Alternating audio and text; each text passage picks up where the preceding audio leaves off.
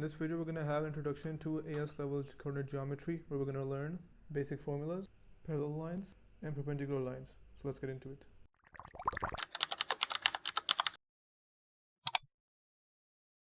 Now, to understand the formulas, let's take two coordinates. Let's say one coordinate I have A, which has x1 and y1. Okay, and let's take another one where we have B that has the coordinates x2 and y2. Now, to understand the formulas, there are three basic formulas that you need to know. First, being the gradient, okay? And the formula for the gradient we all know is y2 minus y1 divided by x2 minus x1. So we're going to have y2 minus y1 divided by x2 minus x1. So let's say if you have any values over here, if you want to find the gradient, we're going to put those values here as accordingly, and we're going to get the gradient. Now, for gradient, you want to know some things. That the gradient also has types. For example, let's say I make a graph here.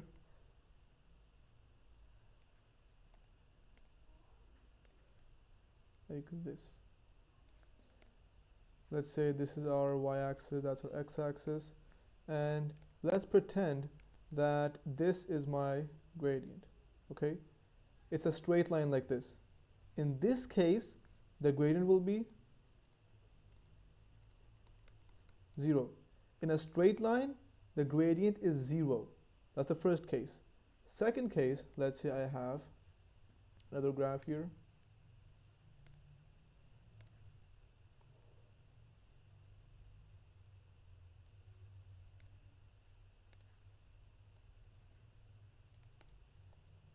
Y-axis, x-axis, and let's say now I have it like this. In this case, it's going to be the exact opposite. My gradient is going to be infinity. It's going up, so we don't have any limit. It's infinity.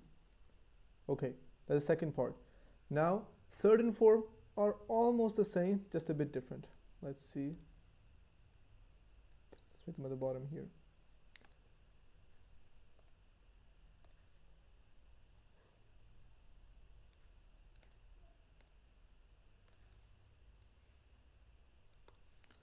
Third one, y, x, and we have a slant line. Oh, let me make a line.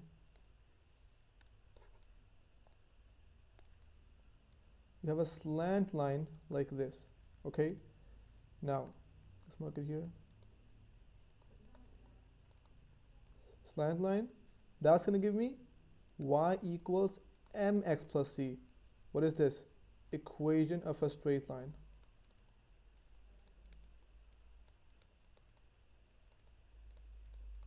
A straight line and gradient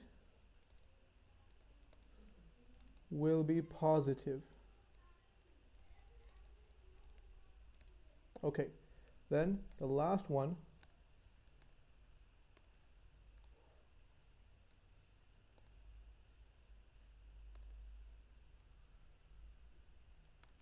okay, y, x, and then we have our final.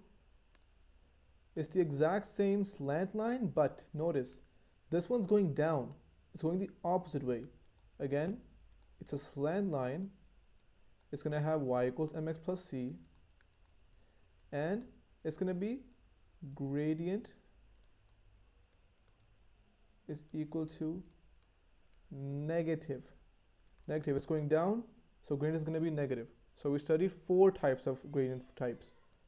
1, 2. One is when the gradient is a straight line, a vertical straight line, sorry, a horizontal straight line. Horizontal line. Then a vertical line, if you go down. A slant line going up. Going up, the third one. The fourth one is a slant line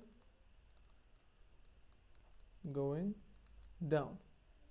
And remember, the formula that I wrote earlier, this one, y2 minus y1, x2 minus x1, we can use that, but these are just shortcuts that if ever you see a line like this, automatically you do not need to write the formula down. You can automatically tell them it's a straight horizontal line, so gradient is 0. You have a straight vertical line, the gradient is infinity, okay? And then you have a straight slant line like this that's going up, that's going to follow the equation y equals mx plus c. And if it's a slant line going down, the same equation y equals mx plus c, and you can use your formula over here to find the gradient over here. And by the way, m is a gradient. I think most of you might know it, but still, just to write it here, m equals the gradient. Yeah. Now let's see some examples here. Let's say I take a graph like this, and I have a line over here, like let's say this, something like this. Okay, and let's say the examiner says find the gradient.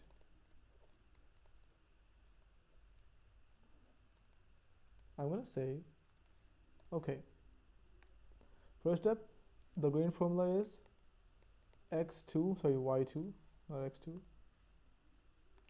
y2 minus y1 divided by x2 minus x1. x2 minus x1. So let's take one coordinate, let's say this one over here, the top one, that is 5 on the x-axis and 4 on the y-axis. Let's take this as x1, y1. And let's take the other one as, let's say, this point here. That is our 2, 2. So that is our x2, y2. So y2, that is 2, minus y1, that is 4. Divided by x2, that is 2, x1, that is 5. So 2 minus 4, minus 2. 2 minus 5, minus 3. Minus minus cancel. Answer is 2 by 3. Easy. Then we have the second part of our basic formulas, that is distance.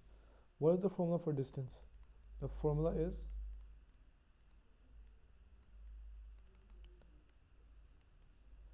x2 minus x1 whole square plus y2 minus y1 whole square. For example, let's say we have a coordinate that is 1, 2, and b is 3, 9, for example. Okay, what do? First, write them in the formula. Okay, let's say I take this as my x1, y1, x2, y2. x2, that is 3 minus x1, 1 whole square, plus y2, 9, minus y1, 2 whole square. What does that give me?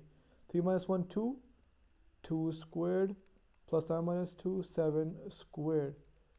That gives me 4 plus 49. That gives me under root of 53. That's our answer. So simple, you just have to put the values in.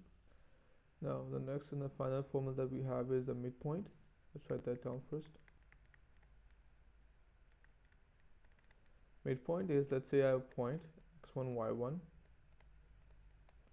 I have another point that is x2, y2. Then the formula would be x1 plus x2 divided by 2. That's the first coordinate. And we have y1 plus y2 divided by 2. That is my midpoint. Let's take an example. Let's say we have, let's write that down on the side over here. Let's say A is, let's say 1 and 3, and B is 6 and 9. Okay, and someone says find the midpoint. Say okay, let's find the midpoint. We have our formula. That's going to be x1 plus x2. Let's say this is our x1, this is our y1, x2, and y2. So x1 plus x2, that's going to be 1 plus 6 divided by 2, 9 plus 3 divided by 2. Then we're going to get our value. That's going to be 7 by 2, that's going to be 3.5. And then we're going to have 9 plus 3, that's 12. 12 divided by 2, that's going to be 6. So our x value is 3.5 and our y value is 6. Simple as that. So if I summarize the formulas, let's write that here. Formula summary. Okay. First, we have our gradient. Okay. That is going to be x1, sorry, not x1, y1. y2 minus y1. So that here. y2 minus y1 divided by x2 minus x1. That's the first. Then we have our distance. Distance is like this. You have x2 minus x1 whole squared, then plus y2 minus y1 whole squared. Okay. Second. The last one is our midpoint that we just did. That's going to be our x1 plus x2 divided by 2. Let's run the bracket. Then we have y1 plus y2 divided by 2. And that's bracket. This is a summary. Now two small concepts left. One is for parallel lines. Now the rule is that the gradient on parallel lines is same. So for example, let's say I make one parallel line here, one line here, the other one like this. Okay, these two are parallel lines. Okay, meaning that they will never touch each other and they're going in a straight line. Now let's say this has a gradient, let's say m1. Okay, gradient m1, and this has a gradient m2.